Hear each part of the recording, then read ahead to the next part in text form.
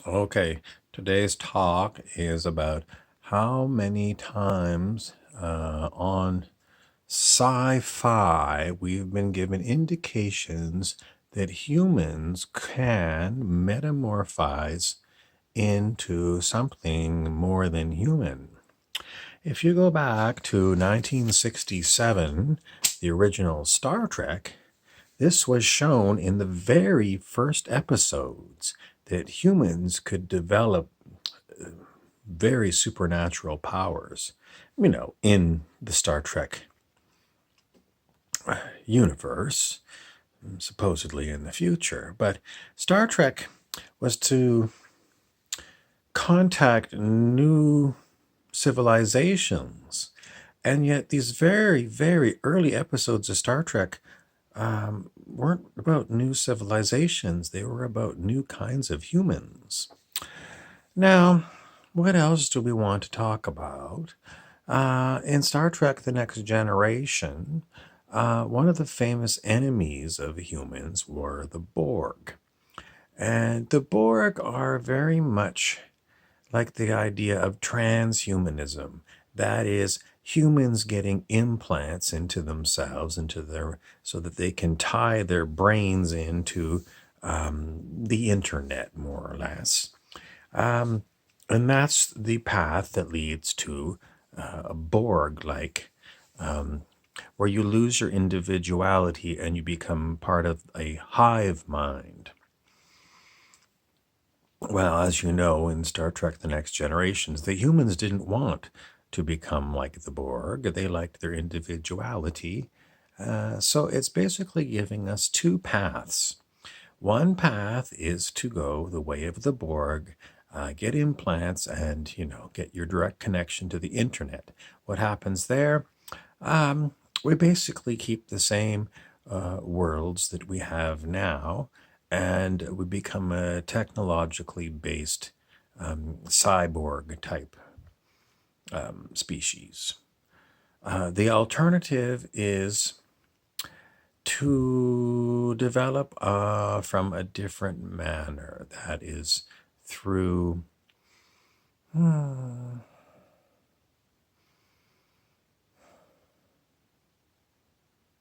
following the paths of the spiritual adepts. Spiritual adepts are also known as ascended beings. How did they get to be ascended? Primarily, it's a spiritual path. The spiritual path is, following example, the great ones, Buddha, Jesus, many other kinds of saints that aren't really well known. But this path is the natural path for us to go, whereas the transhuman path that takes you into the Borg kind of reality is hijacking our spiritual growth. Why do I say that? Primarily because it is kind of the lowest common denominator. In other words, we're going to keep everything the way it is, our dystopian kind of world, and it really is, where, the billionaires control everything and all the rest of us are slaves. I see that same thing with transhumanism, getting brain implants and, having access to the internet. Whereas if you go the path of, let's call it ascension or spiritual development, you're not going to be locked into a dystopian world and a dystopian society. So, my advice is to do the path of spiritual ascension and tell the people who want to plug you in with implants to buzz off. You don't want it. Somebody might consider, what if we wanted to do both? What if we wanted to have implants to connect us into technological advancements, and we wanted to have spiritual advancements? This is a, not someone says a concern, this is a, I suppose it's another alternative. The issue is once you're plugged into the hive mind, who's controlling the hive mind?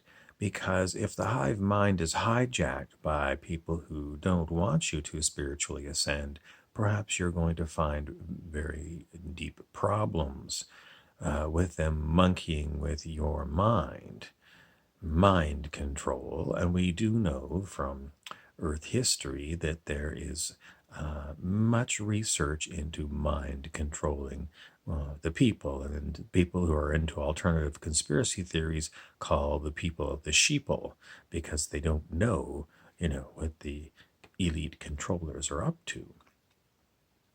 Where does this all take you? This hat I wear from time to time, and it says, see me. Well, you can see me with this camera, but who can't you see? If you watch the Celestine Prophecy movie, you'll know that beings that have spiritually ascended are not normally visible to average everyday Joe humans. If you haven't read or the Celestine Prophecy books or rented the movie, I highly encourage it. If you haven't watched the Star Trek, well, there's an awful lot of episodes to get bogged down into. But, you know, another one that you might be interested in is the 4400. I'm not sure if I don't think it's available on Netflix, but it's available on rental. A lot of these ones you might, it's difficult. There's way too many episodes to really watch. On the 4400, it was humans that had supernatural powers gifted to them from future humans. What's going on the planet right now?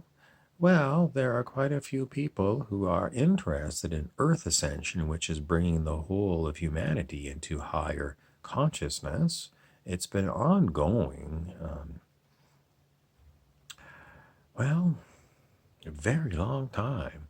So, where does it bring us today? How do you get on one bandwagon or another? Well, I haven't found anybody who is offering implants right now where you can get hooked up into the Borg hive mind, but it is talked about on the internet, in the news and things. And as far as ascension to higher realms through spiritual processes, well, there's always yoga, Kriya yoga, other ways. Well,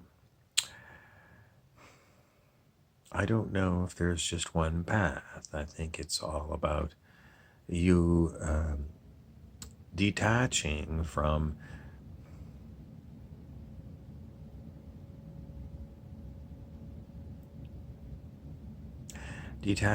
the existing hive mind. What? We've got a hive mind? Yes, we do act a lot like the Borg without all of our visible implants and, bionics, because we already have what's known as the subconscious mind, which connects us all. It's also known as the collective unconscious. And what does that mind do? It keeps us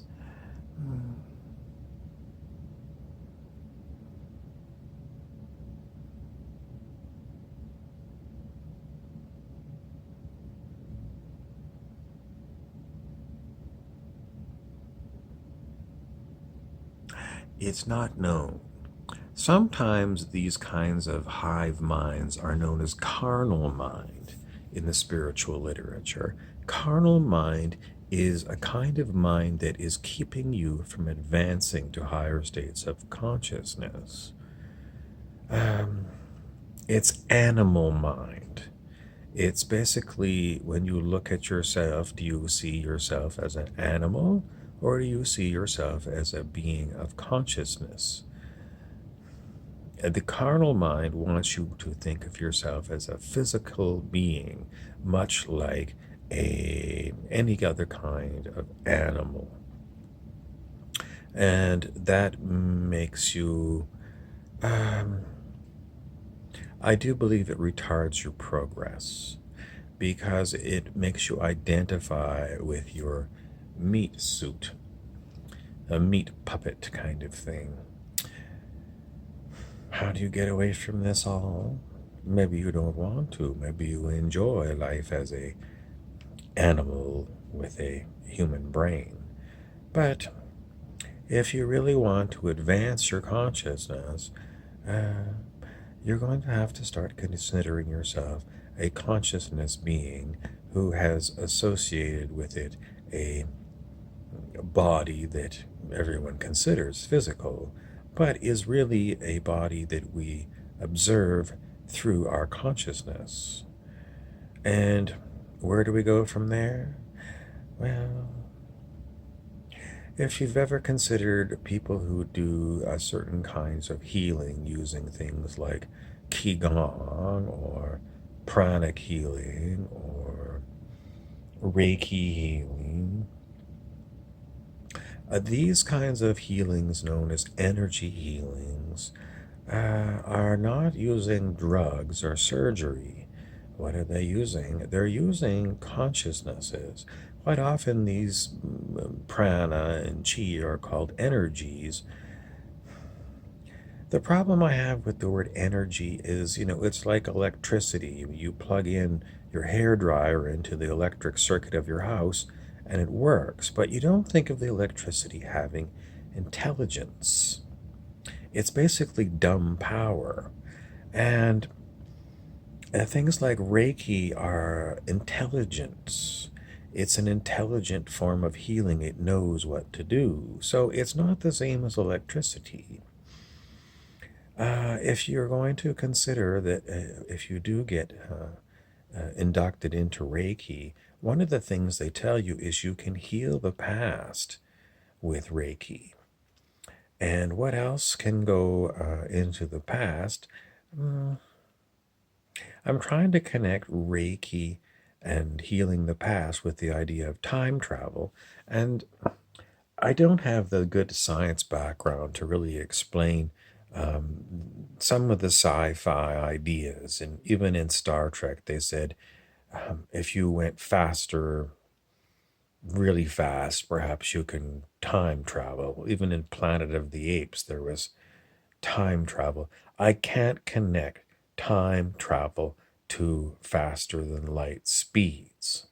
But somebody else did, and I read about it last week. I can't confirm it, but somebody was saying that prana, mana, chi, qigong, reiki are all tachyon type of intelligent energies.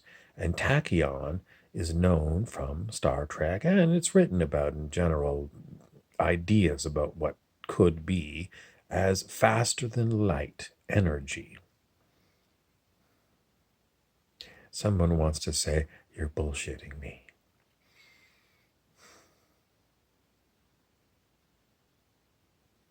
About what? I'm not bullshitting you. You don't see me. Maybe you can again. I'm Moki McJokey, and I'm here with Jokey McFlokey to keep you interested. If you wish further information on tachyons, please look it up on the internet. You can look up hive mind and subconscious mind, the collective unconscious. Look up synchronicity, because that quite often goes with that. And remember to check out the various TV shows that I've told you about.